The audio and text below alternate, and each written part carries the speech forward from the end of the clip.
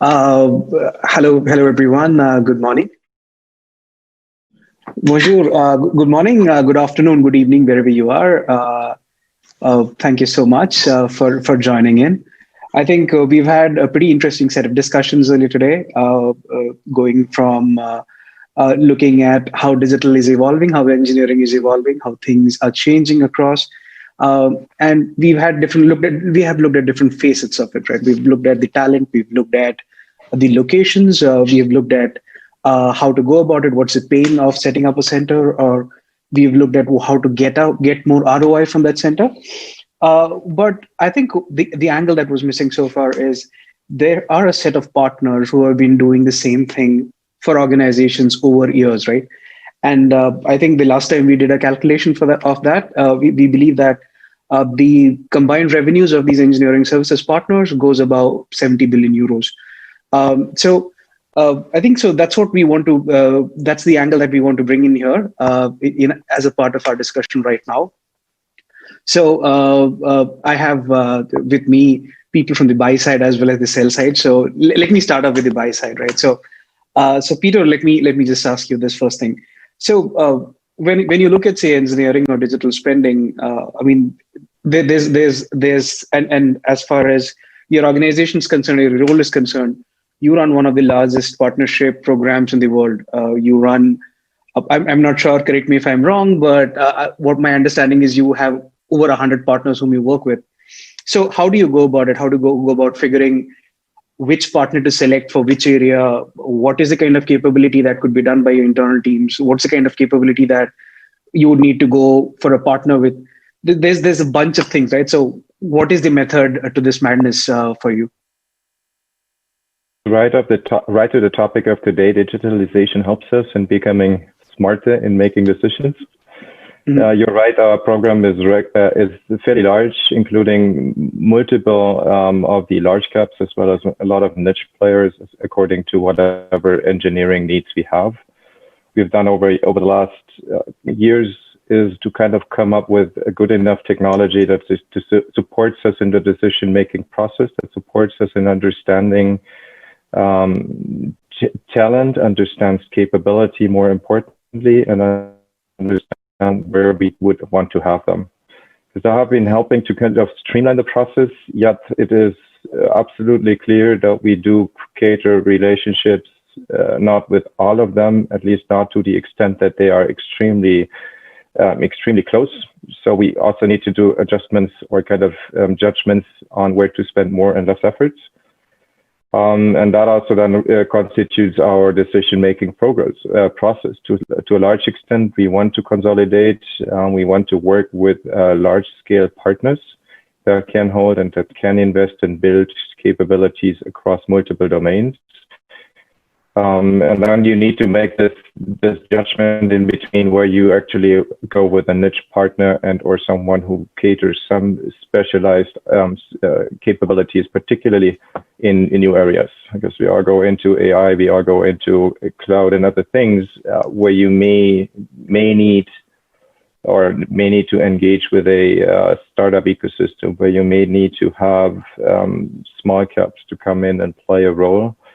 Until and unless things come in scale, and that when it commoditized is maybe the wrong word, but if things are getting more clear and are getting more structured, then again, we typically transfer them into our large scale partnerships. Got it. So I think it's very interesting that you brought up the angle of the niche partners as well as some of the large partners. So Corinne, maybe I just want to bring you in here because as you are a part of a multi-billion-dollar organization that has gone on to become a part of an even larger organization, how do you look at this angle, right? So I'm sure when Peter talks about working with say niche players, it has more to do with a certain set of skill sets, a certain set of capabilities. When you're such a large organization, how do you go about the fact that there might be some niche skill set that you're missing out, or there might be something large, something scalable that might be of more of a focus? How do you think about this as a large organization? In fact, the focus, especially in that situation, the focus is on perhaps I think one of the key success factors is to be very close to our client, to be client-centric, and to be also at the forefront of the innovation cycle through the innovation ecosystem that we have. And perhaps I can illustrate with two examples of two industries, two sectors to make it more clear. So as a ER&D player, in addition to the program that we are deploying to our customer, we have our own research and innovation program on our ecosystem of partners working on it. We are working, it might seem long-term and broad about a future of intelligent industry. But in that area, talking about intelligence in the product, in the operation services, in the support, with data everywhere to accelerate the transformation. In fact, when we are going to industry specific, and I will take two examples. The first is aeronautics. Aeronautics, yesterday, just before the pandemic, we were working hard all together, a global niche, about how to serve the manufacturing ramp-up. It was the priority. And suddenly, no more plane in the sky. And the priority has suddenly changed. So the challenge today is to be prepared for the next move. One of the priorities is to be prepared for the renewal of the fleet and the clean aviation by 2025. And this is the new topic. And this is where we can give the focus about how do we, as an ecosystem, co-investing, supporting this ecosystem of aeronautics and all the associated players to serve the intelligent industry in order to be here, prepared and ready for the clean aircraft being on the market by 2025. A second example, it is the life science and the pharma sector. Hugely impacted, but differently than the aeronautics one. And we are part, and it has been tremendously helpful. In addition to the relationship, classical relationships that we have part of two key ecosystems. One in the EIT, the European Institute for Technology, EIT Health, and the other is a board about biomanufacturing systems. And this ecosystem are gathering our clients, but also a lot of around that, around the big pharma and the medtech, some small players, some very specific players that have one piece about sensors, intelligence, data, etc., that will help, in fact, to serve the priority. What is the priority there for the big pharma and the biomanufacturing of the vaccine we need? The priority is to serve the manufacturing process of this technology. So you see, this conversation is the ecosystem, the presence of the big players, but also the small and medium-sized structure that will be tomorrow the ones that will grow fast and will shape perhaps that industry, as the association between Pfizer and BioNTech for the vaccine and the C19. These players and the conversation that we have, it enables us, in fact, to be at the close heart of the value, to reconfigure the ecosystem we need and how we can act on that value chain to be efficient. Sure, I think that brings out certain interesting aspects, right? So you said being joined at the hip with the customer helps you a lot. So Dave, I think that's something that nobody can be more joined at the hip with the customer than you are. For example, I mean, at some point, I mean, going with your larger HARMAN organization and somewhere with the even larger Samsung organization. So, but the challenge for you might be something else, right? So how do you go about the fungibility of talent, right? So I'm sure automotive was a given for you for the longest periods, but I understand that you work with other industries as well. And so how do you go about the fungibility of the talent there, right? So say somebody who's working in automotive engagements, would they work on semiconductor or vice versa? Or otherwise. So how do you go about it? What is the challenges and how do you deal with that? Yeah, it's a great question. First of all, we definitely see the movement of talent across industries. And in fact, I think, I'll talk about a couple of examples, but it's really healthy. It's healthy for the employers. It's healthy for the employees. But at the end of the day, again, everybody's, when you think about this, there are benefits that people have in an industry that they can take into another area and provide great value and expertise. And so let me give you a quick example of that. We're in a partnership with Thales to build in-flight entertainment systems. And they selected us because of our automotive expertise. Because if you think about it, if you're putting in-flight entertainment in an airline or in a plane, that's the same thing as putting a head unit in a car. So they have the expertise of the airline industry, but we certainly have the expertise of the display and all the technologies that bring that together. So it's a great example of where we're leveraging our talents together. The second example I would give you is if you look at COVID and what's happening in healthcare, there's such a big push into home healthcare and therapeutic solutions. So in therapeutic solutions, one of the big answers, and we're doing some work on a project we're actually providing for autistic patients, we're providing therapy solutions using AR and VR. You need talent from AR and VR technology into the healthcare space. So I think more than ever, there's a great opportunity for employees that have skills that are in that digital transformation area to be in really interesting moves for their career. It also speaks to the need to have agility in the talent that you bring in your core sector. Sure, I think that's very interesting, Dave, and that's something that we've been discussing since this morning as well, right? We said that the fungibility of talent, especially the example that you took from an AR/VR perspective, post-pandemic world, I think digital is on steroids, right? And everybody wants to move. So with the fungibility of talent, so I think Peter, from your angle, from a buying perspective, so post-pandemic, how have your partnership? How has your view on partnership changed, right? So is it still same? I mean, I'm sure there a lot of geography defined your partnership solutions at some point in time. I think that is changing because a lot of us are working from home. I think all of us are joining from home, maybe apart from Corinne, who's still in the office. But how do we go about it, right? So do you think your sourcing strategies have changed? Has the localization of vendors been totally irrelevant today, or does it still play a role in your books? So I feel the pandemic has put the world bottom up. So many things that we used to feel routine obviously doesn't exist anymore. It's, I don't know.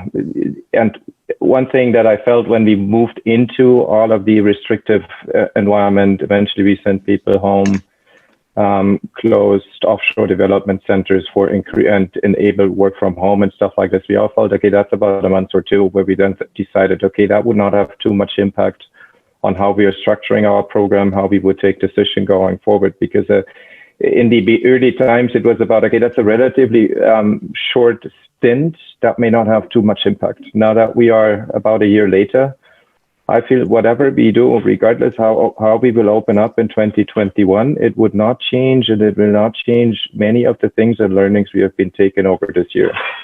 So remote or more flexible work environments will stay.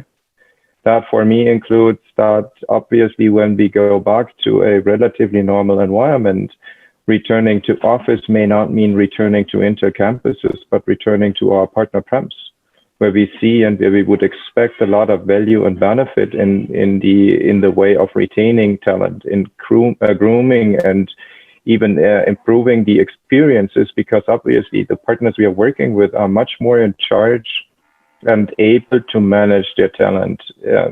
Anytime people come on site my campus, working with my engineers side by side, I feel we have a tendency to start micromanaging and overly interacting and influencing on the work. That is contradictory to any outsourcing, at least that I envision to happen, where I would want a partner to take ownership and to deliver back to us.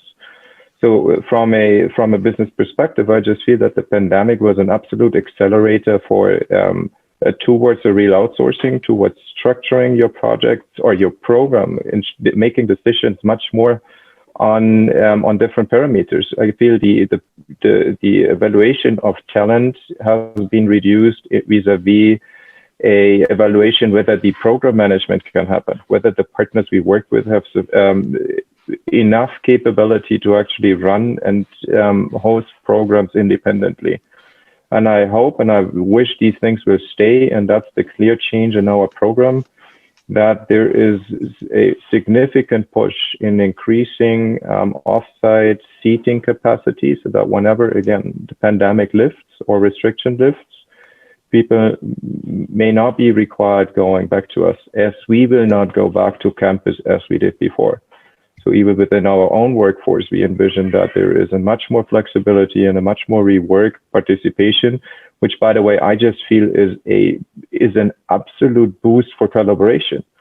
What I felt, and within a corporate, a large global corporation, the pandemic, particularly if you're sitting in a satellite, not in the headquarters, has given you so much benefits in sense of cooperating, collaborating within your company, within your partners, because with anyone sitting at home, there is no side talks.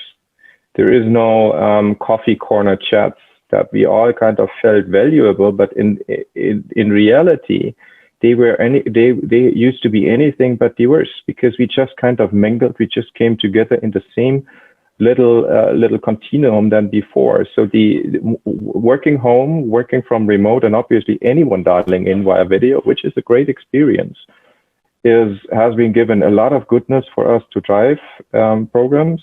We see that we are much more effective, or maybe much more is the wrong way, but we are equally or better in performance and execution than before, just because we concentrate on totally different things. I feel that is really, if something is sticky from the pandemic, and if something is really kind of a good learning from it, that is absolutely one that I hope and envision to stay. Interesting that you bring that in. So Corinne, I understand that as an organization, you used to have an offering called as Industrial Global Shore, where you used to look at locations such as Morocco, such as Portugal, such as Ukraine, India, etc. So have you seen the demand or the request for such offerings increase from your customer set when they look at it, or has it been business as usual before that, or has it changed during the post the pandemic period? Yeah, no, the pandemic, it's a very good point. The pandemic has broken some barriers, and in fact, yesterday some client was thinking it was something impossible not to have the partner team inside their office or next door. And suddenly, in fact, their own team were out of the office at home, and it became a reality. And it was, as it was pointed out by the other panelists, in fact, it was not only a reality, but an efficient reality with some productivity and some efficiency in the system. So the reaction on the global shop offers that we have has been very different regarding the different sectors, customers. The time to go in are not the same, but in all cases, there has been some new conversation that has been opened for the global shore. But also, and it was surprising, it did open also some collaboration with new onshore entity. And all this is serving the right shore approach, let's say. And to illustrate on the onshore, we have created a technology engineering center in Toulouse based on the skills that we have here in the aeronautics. So echo to my first point. And this expertise about the ultra safety is something that we can leverage, as it was also highlighted with David, we can leverage across industry, and to make this team working in the other sectors with the same safety culture as nuclear, automotive, railway. We recently signed a partnership with Hyperloop TT, thanks to this structure and the support that they have global shore. that this structure has double shore. And I would like just to conclude my point on, to make the link on the point that the R&D center maturity model that was pointed out by Paris during the opening session.